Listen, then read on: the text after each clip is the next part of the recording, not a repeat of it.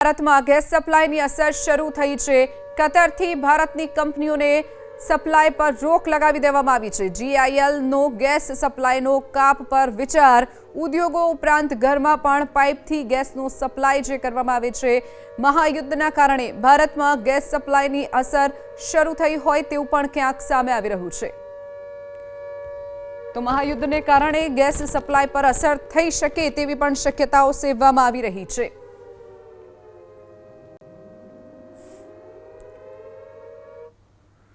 તો મહાયુદ્ધના કારણે ભારતમાં ગેસને લઈને શું અસરો જોવા મળી રહી છે જાણીએ એલઈડીના માધ્યમથી।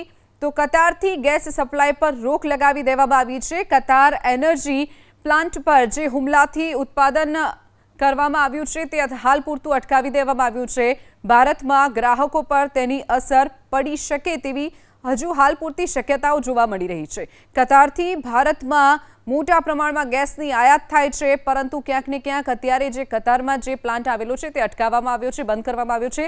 ગેસ સપ્લાયમાં ઘટાડાનો જીએઆઈએલની વિચારણા છે, હજુ આ વિચારણા છે। મહાયુદ્ધના કારણે ભારતમાં ગેસનું સંકટ આવે તેવી શક્યતા, ઘરેલું પાઇપ ગેસ અને ઉદ્યોગ પર તેનું અસર સંભવ છે। અસર પડી શકે છે, હજુ પણ અસર ચાલુ નથી થઈ। અત્યારે ભારતમાં 21 દિવસ ગેસ ચાલે તેટલો સ્ટોક હાજર છે તેવી પણ વાત સરકાર તરફથી કરવામાં આવી છે।